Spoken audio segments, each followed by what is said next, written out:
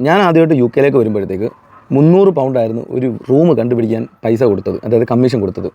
ആദ്യം കൊടുക്കണോ വേണ്ടതെന്ന് കുറേ വട്ടം ആലോചിച്ചു. വീണ്ടും വീട് കിട്ടുന്നില്ല, റൂം കിട്ടുന്നില്ല, ഭയങ്കര ഷോർട്ടേജ്, പരിചയമുള്ളവരും ബന്ധുക്കളും ആരും ഇല്ല. അതിനാൽ യു കെയിൽ ഒരു സ്റ്റുഡൻറ്റ് ത്രൂ ഞാൻ വീട് കണ്ടുപിടിച്ചു, വീടിനുള്ള പൈസ കൊടുത്തു. അപ്പോൾ ഞാൻ പലപ്പോഴും ആലോചിച്ചു, ഇവിടെ വന്നു കഴിഞ്ഞാൽ ആദ്യമേ ജോലിയൊക്കെ കിട്ടാൻ ഭയങ്കര ബുദ്ധിമുട്ടാണ്, സ്ട്രഗിൾ ഞാനൊക്കെ വിചാരിച്ചപ്പോഴത്തേക്ക് ഞാൻ സൈക്കിൾ എടുത്തു. അതുപോലെ വീട് കണ്ടുപിടിച്ചു. നാട്ടിൽ നിന്ന് കുറേ അധികം ആളുകൾ യു കെയിലേക്ക് വരുന്നുണ്ട്. യു കെയിൽ വന്നിട്ട് വീട് കിട്ടാത്ത സാഹചര്യം വരുമ്പോഴത്തേക്കും അവർ ഹോട്ടലിൽ സ്റ്റേ ചെയ്യുന്നുണ്ട്. ഒരു ഹോട്ടലിൽ അന്ന്, അതായത് 21, 22, 23 സമയത്തൊക്കെ എന്ന് വെച്ചാൽ നല്ല ഒരുപാട് സ്റ്റുഡൻസ് വരുന്നത് കൊണ്ട് ഹോട്ടലൊക്കെ ഭയങ്കര ഫില്ലാക്കി. ഹോട്ടലൊക്കെ ഒരുപാട് ഫില്ലായിരുന്നു. ഫില്ലാവാനുള്ള കാരണം വെച്ചാൽ ഒരു ഇൻടേക്ക് കഴിഞ്ഞ്, ഇപ്പോൾ ഫോർ എക്സാമ്പിൾ സെപ്റ്റംബർ ഇൻടേക്കാണ് നടക്കുന്നതെങ്കിൽ സെപ്റ്റംബർ ഇൻടേക്കിലേക്ക് സ്റ്റുഡൻസ് സെപ്റ്റംബറിൻ്റെ ആദ്യ സമയം തൊട്ട് വന്നു തുടങ്ങും. പക്ഷേ എങ്കിൽ കഴിഞ്ഞ സെപ്റ്റംബർ ഇൻടേക്കിലെ സ്റ്റുഡൻസിൻ്റെ ഗ്രാജുവേഷൻ നടക്കുന്നത് സെപ്റ്റംബർ അവസാനം അല്ല ഒക്ടോബർ പകുതിയൊക്കെ ആകുമ്പോഴാണ്. അപ്പോൾ ഓൾറെഡി യു കെയിൽ അല്ലെങ്കിൽ ഏത് കോളേജാണ്, ഇപ്പോൾ ഞാൻ ഒരു എക്സാമ്പിൾ ലെസ്റ്റർ കോളേജ് DMUൻ്റെ കാര്യം പറയാം. ഞാൻ ലെസ്റ്റർ കോളേജിൻ്റെ കാര്യം പറയാം. ഇപ്പോൾ ഫോർ എക്സാമ്പിൾ ഞാൻ ലെസ്റ്റർ കോളേജിലായിരുന്നു, അല്ലെങ്കിൽ DMU ലെസ്റ്ററിനുള്ള കോളേജിൻ്റെ കാര്യമാണ് ഇപ്പോൾ പറഞ്ഞു വരുന്നത്. അപ്പം DMUയിലേക്ക് വരുന്ന സ്റ്റുഡൻസ് ഓൾറെഡി കഴിഞ്ഞ വർഷം വന്നവർ ഈ DMUൻ്റെ ചുറ്റുവട്ടത്ത് എല്ലാവരും നിൽക്കുന്നുണ്ട്. എന്നാൽ ദൂരോട്ട് മാറി വില കുറഞ്ഞൊരു അല്ലെങ്കിൽ റെൻറ്റ് കുറഞ്ഞൊരു വീട് എടുക്കാമെന്ന് കരുതി കഴിഞ്ഞാൽ ഒരു ദിവസം വണ്ടി വിളിച്ച് അല്ലെങ്കിൽ ബസ്സിൽ ഈ കോളേജ് വരുന്നതിന് ഏകദേശം 2 പൗണ്ട് 3 പൗണ്ടൊക്കെ വരും. ഉച്ചയ്ക്ക് ഉണ്ണാൻ പോകുക അല്ലെങ്കിൽ ഫുഡ് കൊണ്ടുവന്ന് കഴിഞ്ഞാൽ വൈകിട്ട് തിരിച്ച് പോയി കഴിഞ്ഞാൽ തന്നെ 6 പൗണ്ട് ഒരു ദിവസം.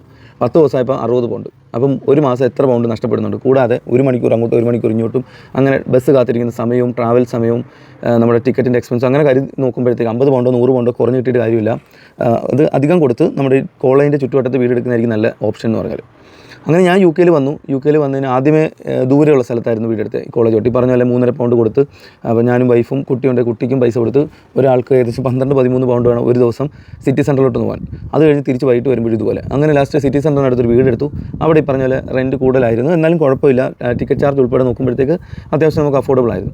അങ്ങനെ ഇരിക്കുമ്പോഴാണ് ജോലി കിട്ടാൻ താമസം, ബാങ്ക് അക്കൗണ്ട് കിട്ടാൻ താമസം, അതുപോലെ NI നമ്പർ കിട്ടാൻ താമസം, അതുപോലെ NHS നമ്പർ കിട്ടാൻ താമസം. ഇതൊക്കെ കിട്ടിയാലേ നമുക്കൊരു ജോലിക്ക് അപ്ലൈ ചെയ്യാൻ കിട്ടും. ആ സമയം കൊറോണ ആയതുകൊണ്ട് എല്ലായിടത്തും അതുപോലെ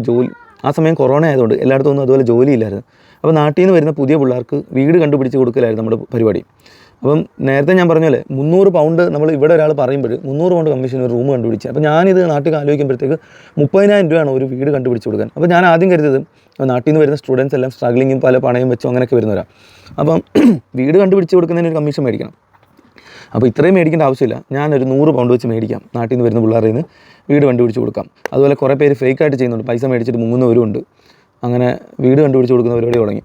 അന്നേരമാണ് കാര്യങ്ങൾ ഇച്ചിരി പിടികിട്ടിയത്. വെറുതെ അങ്ങോട്ട് നാട്ടിലെ പോലെ വീട് കണ്ടുപിടിക്കുക, അന്ന് എടുക്കുക, അതില്ല. ഇവിടെ HMO ലൈസൻസ്, 100,000 പേപ്പർ വർക്കുകൾ, എഗ്രിമെൻറ്റുകൾ, ഗ്യാരണ്ടർ നിൽക്കണം, വീടിൻ്റെ മീറ്ററുകൾ അല്ലെങ്കിൽ ഓരോ ഭാഗങ്ങൾ ഫോട്ടോ എടുക്കണം, വെള്ളം പ്രശ്നം, ബാത്റൂമിൽ ഉപയോഗിക്കേണ്ട രീതികൾ, കിച്ചണിൽ ഉപയോഗിക്കേണ്ട രീതികൾ, സ്മോക്ക് അലാം, അങ്ങനെ പല പ്രശ്നങ്ങളും ഓരോ ദിവസവും ഇങ്ങനെ പഠിച്ച് വന്നത്. ഇത് നാട്ടിൽ നിന്ന് വരുന്ന പിള്ളേർക്ക് ഒറ്റയടിക്ക് ഇത് പറഞ്ഞു കൊടുക്കാൻ പറ്റത്തില്ല. എന്നാലും നമ്മൾ ഈ പറഞ്ഞ പോലെ വീട് കണ്ടുപിടിച്ച് കൊടുത്തിട്ട് അവർക്ക് 100 പൗണ്ടോ നമ്മൾ പറയുമ്പോഴത്തേക്ക് അവരെല്ലാം വിഷമം. അയ്യോ 100 പൗണ്ടോ. ഇപ്പോൾ നാട്ടിൽ നിന്ന് യു കെയിലേക്ക് വരുമ്പോൾ യു കെയിലൊരു ബന്ധുക്കളോ കൂട്ടുകാരോ ഇല്ലാത്തവരായിരിക്കും യു കെയിൽ നമ്മളെ സമീപിക്കുന്നത്. ബന്ധുക്കളൊക്കെ ഉള്ളവർ അവരുടെ വീട്ടിലോ അല്ലെങ്കിൽ അവർ ത്രൂ ഏതെങ്കിലും വീട് കണ്ടുപിടിച്ച് കൊടുക്കാറുണ്ട്. എന്ത് തന്നെ ആയാലും അവസാനം ഒരു വീട്ടിൽ നിന്ന് ഇറങ്ങുമ്പോൾ ലാൻഡ് ലോഡ് അല്ലെങ്കിൽ ഏജൻസി എന്തെങ്കിലും തരത്തിൽ ഇവരുടെ ഡെപ്പോസിറ്റ് പിടിച്ചിരിക്കും. ഡെപ്പോസിറ്റ് പിടിക്കുന്ന ആരം ഒന്നെങ്കിൽ നാട്ടിൽ ഉള്ള രീതിയിലായിരിക്കും ഇവർ യു കെയിലുള്ള വീടുകൾ ട്രീറ്റ് ചെയ്യുന്നത്. അതായത് കിച്ചൺ ഉപയോഗിക്കുമ്പോൾ ഒരുപാട് വെള്ളം ഉപയോഗിക്കുക, ബാത്റൂമിൽ ഒരുപാട് വെള്ളം ഉപയോഗിക്കുക, ഭിത്തിയിലൊക്കെ കറികൾ തെറിക്കുക, ബാച്ചിലേഴ്സ് പൊതുവെ വരുമ്പോഴത്തെ വെള്ളവടി കൂടുക, എന്നിട്ട് അവിടെ എല്ലാം ഛർദ്ദിച്ച് വെക്കുക, കറികൾ ഭിത്തിയിലൊക്കെ വെച്ച് പുരട്ടുക, അങ്ങനെ കുറേ പ്രശ്നങ്ങൾ. മെത്തയിൽ ഇതിന് ചായ കുടിച്ചിട്ട് മെത്തയുടെ വിലയൊക്കെ കിട്ടും. ഞാൻ അതിൻ്റെ ഒരു വീഡിയോ, ഇതെല്ലാം ആക്ച്വലി ഞാൻ നേരത്തെ വീഡിയോ ചെയ്ത് വെച്ചിരുന്ന, ഇടാൻ സമയം കിട്ടാഞ്ഞതുകൊണ്ട് മാത്രം, അല്ലെങ്കിൽ എഡിറ്റ് ചെയ്യാൻ സമയം കിട്ടാത്തതുകൊണ്ട് മാത്രം ഇട്ടില്ല. ഒരു മെത്തയുടെ വിലയൊക്കെ വെച്ചാൽ 2 ലക്ഷം രൂപയാണ്. കേട്ടാൽ ഞെട്ടുമോ? ഏറ്റവും കുറഞ്ഞ മെത്ത, അതായത് സ്പ്രിങ്, ഏറ്റവും ലോക്കൽ മെത്ത ഒക്കെ ഓഫ് കോഴ്സ് ഒരു 250-300 പൗണ്ട് മുതൽ നല്ല കൂടിയ മെത്തയ്ക്ക് 2 ലക്ഷം രൂപ 3 ലക്ഷം രൂപ മെത്തയ്ക്ക് വരെ ഇൻഷുറൻസ് ചെയ്യുന്ന ടീംസ് ഉണ്ട് ഇവിടെ. അങ്ങനെയാണ് ഇൻഷുറൻസ് ചെയ്യും. ബെഡിന് ചിലപ്പോൾ അത്രയും കാണത്തില്ല വില, മെത്തയ്ക്കാണ് ഇവിടെ വില. അപ്പോൾ ഇതൊന്നും നാട്ടിൽ നിന്ന് പുതിയതായിട്ട് വരുന്നവർക്ക് അക്സെപ്റ്റ് ചെയ്യാൻ പറ്റില്ല. ഇവർ നാട്ടിൽ നിന്ന് പുതിയതായിട്ട് വരുമ്പോൾ നമ്മളെയാണ് ആദ്യമേ കാണുന്നത്. ഓഫ് കോഴ്സ് ഞാൻ ഒരു മാസം ഒരു 23-30 പേർക്ക് വീട് കണ്ടുപിടിച്ച് കൊടുത്തിട്ടുണ്ട്. ഈ 23 പേർക്ക് വീട് 30 പേർക്ക് വീട് കണ്ടുപിടിച്ച് കൊടുക്കണമെങ്കിൽ, ഒരാൾക്ക് വീട് കണ്ടുപിടിക്കണമെങ്കിൽ നമ്മളൊരു ഏജൻസി പോയി സംസാരിച്ച് വരുന്നവരുടെ ഡീറ്റെയിൽസ് കൊടുത്ത് ഓക്കെയാണ്, പാവാണ്, കുഴപ്പമില്ല, 100,000 കാര്യങ്ങൾ പറഞ്ഞ് അവരെ വിശ്വസിപ്പിച്ച്, അത് നാട്ടിൽ നിന്ന് വരുന്നത് എന്തിനാണ് ഈ 100 പൗണ്ടിന്. ഇപ്പോൾ നാട്ടിൽ നിൽക്കുന്നവർ വരുന്നത് 10,000 രൂപ മേടിക്കുന്നു, അല്ലെങ്കിൽ 12,000 രൂപ അവൻ മേടിക്കുന്നു. ഞാനൊരു ദിവസം ജോലിക്ക് പോയി കിട്ടുന്ന 120 ഉണ്ട്. അന്നേരം ഞാനത് ഓർക്കുന്നില്ല. പക്ഷേ ഞാനിത് ഈ അവരോട് സംസാരിക്കലും ഇതൊക്കെ ഞാനിന്ന് ഇഷ്ടപ്പെട്ട ഒരു മാർക്കറ്റിംഗ് പോലെ ഇഷ്ടപ്പെട്ടുകൊണ്ട് ഞാൻ ഇതുമായിട്ട് ബന്ധപ്പെട്ടിറങ്ങി. അപ്പോൾ ഈ 30 പേർക്ക് വീട് കണ്ടുപിടിച്ച് കൊടുക്കണമെങ്കിൽ ഏകദേശം 50 പേര് എനിക്ക് ഒരു മാസം വീടിൻ്റെ കാര്യങ്ങൾ ചോദിക്കാറുണ്ട്. ഈ 50 പേർക്ക് ഞാൻ വീട് കണ്ടുപിടിച്ച് കൊടുത്ത് ഫോട്ടോസും അയച്ചു കൊടുത്ത് വീഡിയോസും അയച്ചു കൊടുത്ത് അവർ പറയുന്ന ടൈമിൽ നമ്മുടെ നാട്ടിലെ പോലെ ചുമ്മാ അങ്ങോട്ട് ചെല്ലത്തില്ല. അവരൊരു ടൈം പറയും, അപ്പോയിൻമെൻറ്റ് ടൈമിൽ ചെന്നിട്ട് വീട് കാണണം. വീട് കാണുന്ന സമയത്ത് ഫോട്ടോ എടുക്കണം, വീഡിയോ എടുക്കണം, നാട്ടിലുള്ളവർക്ക് അയച്ചു കൊടുക്കണം. ഈ നാട്ടിലുള്ളവർക്ക് വീട് കിട്ടത്തില്ലെങ്കിലും അവർക്ക് 100,000 ഡിമാൻഡ്സാണ്. പൂച്ചട്ടി വേണം, പൂജാമുറി. കാര്യം നാട്ടിൽ നിന്ന് UK റീൽസ് നോക്കുമ്പോഴത്തേക്ക് സോഷ്യൽ മീഡിയയിൽ നല്ല ഹരിതാപവും പച്ചപ്പും ഇതുപോലുള്ള നല്ല ഭംഗിയുള്ള വീഡിയോസ് കാര്യങ്ങൾ കാണുമ്പോൾ ഏറ്റവും ചീപ്പ് റേറ്റിലുള്ള വീട് വേണമെന്ന് താനും, എന്നാൽ ഹൈ റേഞ്ചിലുള്ള സ്വപ്നങ്ങളുമായിട്ടാണ് ഇവർ വരുന്നത്. അപ്പോൾ കൊടുക്കുന്ന വീടുകൾക്ക് പെയിൻറ്റ് പോരാ, പടിക്ക് നീളം കൂടുതൽ, കുത്തനെയുള്ള പടി, അങ്ങനെ മുറി ചെറുതാണ്, അങ്ങനെ കുറേ പ്രശ്നങ്ങൾ. രണ്ടാമത്തെ കാര്യം, കോളേജിനടുത്ത് വീട് വേണം. ഈ സിറ്റിയിലുള്ള വീടുകളിലെ എല്ലാ റൂമുകൾ ചെറുതായിരിക്കും. ഇതൊക്കെ നമുക്ക് പഠിച്ച് വരണമെങ്കിൽ കുറേ സമയം എടുക്കും. അങ്ങനെ പലർക്കും വീട് എടുത്തു കൊടുത്തു. ഞാൻ നേരത്തെ പറഞ്ഞ പോലെ 50ഓളം പേർക്ക് വീട് കണ്ടുപിടിച്ച് കൊടുക്കുമ്പോഴാണ് 30ഓളം പേര് വീട് എടുക്കുന്നത്. ബാക്കി 20ഓളം പേർക്ക് ഞാൻ വെറുതെ ഓടി നടന്ന സമയം കളഞ്ഞു. അതിൽ തന്നെ ഒരാൾക്ക് വീട് കണ്ടുപിടിക്കണമെങ്കിൽ തന്നെ 4-5 എടുത്ത് പോയി വീട് കണ്ടുപിടിക്കുമ്പോഴേ അയാൾക്ക് ഇഷ്ടപ്പെടത്തുള്ളൂ. ഈ 5 ദിവസം പോകുക എന്ന് പറഞ്ഞു കഴിഞ്ഞാൽ, ഒരു ദിവസം എനിക്ക് 12 മണിക്കൂർ ഷിഫ്റ്റ് ആണെങ്കിൽ ഇതിൻ്റെ ഇടയ്ക്ക് എനിക്ക് അവിടെ നിന്ന് ഇറങ്ങാൻ പറ്റത്തില്ല. ഒരു വട്ടം ടാപ്പ് ചെയ്ത് കഴിഞ്ഞാൽ വൈകുന്നേരം ജോലി കഴിഞ്ഞ് എനിക്ക് ഇറങ്ങാൻ പറ്റത്തുള്ളൂ 12 മണിക്കൂർ കഴിഞ്ഞ്. അതിലേക്ക് 8 മണിക്കൂറിൻ്റെ ഷിഫ്റ്റ്. അതുകൂടാതെ ഏജൻസിക്കാർ പറയുന്ന ഒരു അപ്പോയിൻമെൻറ്റ് ടൈം ചിലപ്പോൾ ഉച്ചയ്ക്ക് 2 മണിയായിരിക്കും, 1 മണിയായിരിക്കും, 9 മണിയായിരിക്കും.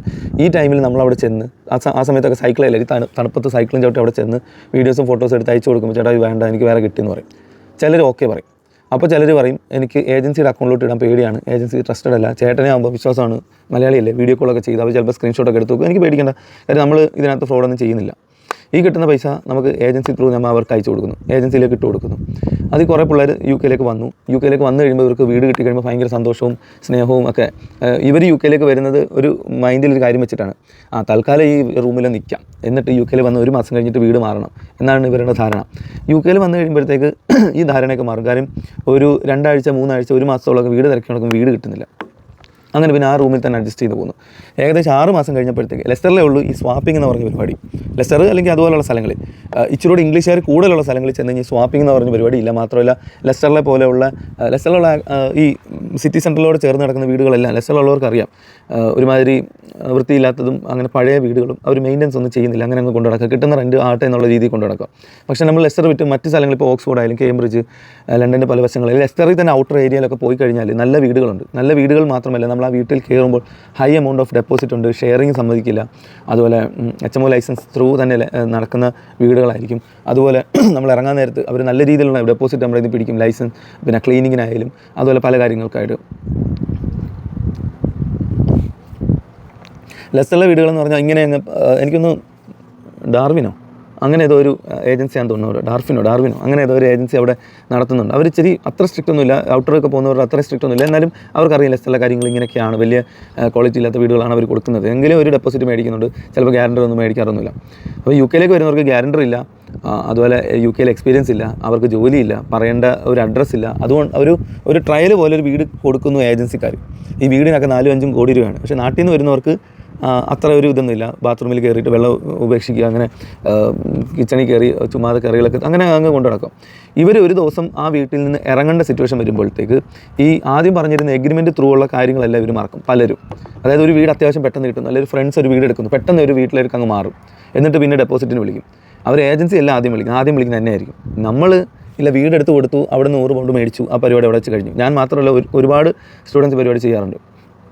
പക്ഷേങ്കിൽ ഈ മറ്റു സ്റ്റുഡൻസ് എന്നോട് പലപ്പോഴും പറഞ്ഞിട്ടുണ്ട്, ചേട്ടാ വീട് കൊടുത്തു കഴിഞ്ഞാൽ പിന്നെ കമ്മീഷൻ കിട്ടിക്കഴിഞ്ഞാൽ പിന്നെ അവരോട് കോൺടാക്ട് ചെയ്യാനോ അവരുടെ എല്ലാ സഹായങ്ങൾക്ക് നിൽക്കേണ്ട ആവശ്യമൊന്നുമില്ല, നമ്മൾ അടുത്ത പരിപാടി പിടിച്ചോണമെന്ന് പറയും. പിന്നെയും എനിക്ക് ഒരു മനുഷ്യത്വത്തിൻ്റെ ഒരു ഇത് വെച്ചിട്ട് പലപ്പോഴും ജോലിയുടെ കാര്യത്തിന് അവർ വിളിക്കും, അടുത്തുള്ള സൂപ്പർ മാർക്കറ്റ് എവിടെയാണ്, എന്തെങ്കിലും ഓഫറുകളുണ്ട്, ഏറ്റവും റേറ്റ് കുറച്ച് സാധനങ്ങൾ കിട്ടുന്ന എവിടെയാണ്, എന്നെ എങ്ങനെ ചെയ്യണം, ബാങ്ക് അക്കൗണ്ട് എങ്ങനെ തുറക്കണം, അങ്ങനെ കുറേ കാര്യങ്ങൾ ഇവർ ചോദിച്ച് മെസ്സേജുകൾ അയക്കും.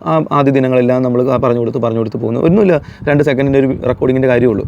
പക്ഷേ ഈ റെക്കോർഡിങ്ങിൻ്റെ ബന്ധത്തിൽ ഇവർ ഓരോ ദിവസവും നമ്മളോട് കൂടുതൽ അറ്റാച്ച് ആവും. പിന്നീട് ആ വീട്ടിൽ നടക്കുന്ന പ്രശ്നങ്ങൾ, പ്രധാന പ്രശ്നം ഈ വീടുകളെല്ലാം ഷെയറിംഗ് ഹൗസുകളായിരിക്കും.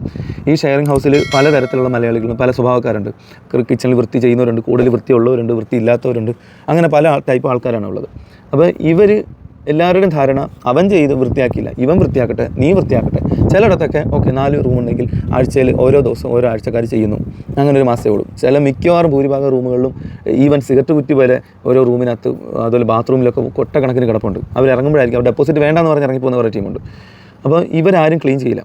എന്നിട്ട് ചിലർ ഇറങ്ങാൻ നേരത്തെ ഡെപ്പോസിറ്റിന് വിളിക്കും. അത് നമ്മളായിരിക്കും വിളിച്ച് ചോദിക്കും, ചേട്ടാ ഡെപ്പോസിറ്റ്. ഞാൻ പറയും നിങ്ങൾ ഏജൻസിയാണ് കോൺടാക്ട് ചെയ്യുന്നത്, നമുക്ക് ഏജൻസി ഇല്ല, നമ്മൾ ലാൻഡ് ലോഡല്ല, ആരുമല്ല.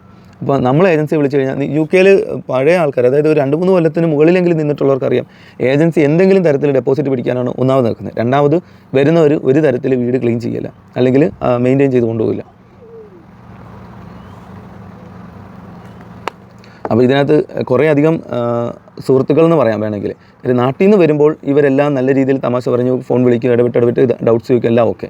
നമ്മളോട്ട് പിരിയുന്നതെല്ലാം അടിയിട്ടാണ് പിരിഞ്ഞു പോകുന്നത്. അടിയിട്ട് പിരിഞ്ഞു പോകാൻ കാരണം ഇതാണ്. ഒന്നീ ഏജൻസി പൈസ കൊടുക്കത്തില്ല, അതല്ലെങ്കിൽ അവരെന്തെങ്കിലും കാരണം പറഞ്ഞ് പിടിക്കും, ഒന്നുകിൽ ക്ലീനിങ്ങോ അല്ലെങ്കിൽ പ്രോപ്പറായിട്ടുള്ള ഇത് കൊടുത്തില്ല എന്ന് പറഞ്ഞിട്ടൊക്കെ.